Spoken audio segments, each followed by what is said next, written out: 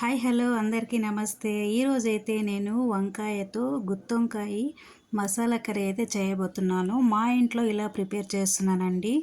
మీరు ఎలా ప్రిపేర్ చేసుకుంటారో నాకు తెలీదు. మా ఇంట్లో ఈ విధంగా అయితే నేను చేసుకుంటాను. ఒకవేళ మీకు ఇష్టమైతే ఈ వీడియోలో నేను చూపించినట్లు ట్రై చేయొచ్చు. ఫ్రెండ్స్, అయితే నేను వంకాయలు అయితే బాగా కడిగి నానబెట్టేసుకొని దాని తర్వాత కొన్ని ధనియాలు, ఎండు కొబ్బరి, దాని తర్వాత పల్లీలు వేసుకున్నాను అన్నమాట. పల్లీలు వేయించుకొని మిక్సీ జార్లో ఈ మూడు కూడా వేసుకున్నాను. దాంతోపాటు టమాటో ముక్కలు, కారం పౌడరు, సాల్టు, దాని తర్వాత వెల్లుల్లి, కొత్తిమీర ఇవంతా కూడా మనము గ్రైండ్ చేసుకోవాలన్నమాట. మిక్సీ జార్లో వేసుకొని గ్రైండ్ చేసుకున్న తర్వాత ఈ వంకాయలను మళ్ళీ వాటర్లో నుంచి తీసి ఈ వంకాయ ముక్కలు అనేవి తొట్టెములు ఉంటాయి కదా, అవి కొంచెం సగం కట్ చేసుకొని వంకాయలు అయితే 4 భాగాలుగా కట్ చేసుకొని వాటర్లోకి వేసుకోవాలి. ఇక్కడైతే ప్రిపేర్ చేసేసాను నేను జార్లో మసాలా అయితేను. ఇంకేం ఆల్మోస్ట్ అయిపోతుందన్నమాట. నేనైతే ఇక్కడ పోపు పెట్టుకోవాలనేసి కుక్కర్లో పోపు వేసేసాను అనమాట.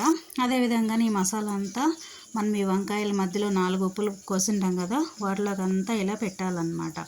ఇలా పెట్టేసి కొంచెం దీనికి ఆయిల్ అయితే ఎక్కువ పడుతుంది ఫ్రెండ్స్. ఇలా మసాలా ప్రిపేర్ చేసుకొని ఇక్కడ పెట్టేశాను కదా, మనం కుక్కర్లో రెడీ చేసుకొని పోపు పెట్టేసాం కదా, పెట్టుకొని 2 విజిల్స్ వేయించుకుంటే గుత్త వంకాయ కర్రీ రెడీ అయిపోతుంది. ఆఫ్టర్నూన్ చపాతి, దాని తర్వాత రైస్ కూడా బాగుంటుంది. దీంతోపాటు నేను సైడ్ ఆనియన్, క్యారెట్, లెమన్ దీంతో నేను తీసుకుంటాను అనమాట. చాలా సూపర్గా ఉంటుంది ఫ్రెండ్స్. మీరు కూడా ఒకసారి ట్రై చేయండి ఎలా ఉంటుందో ఏంటో అని. ట్రెండింగ్ ఉన్న ఛానల్ ద్వారా నేనైతే మీకు చూపిస్తున్నాను.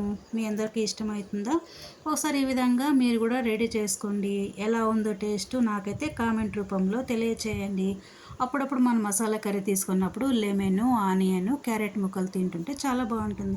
మీరు అందరూ చూస్తున్నందుకు థ్యాంక్ యూ సో మచ్.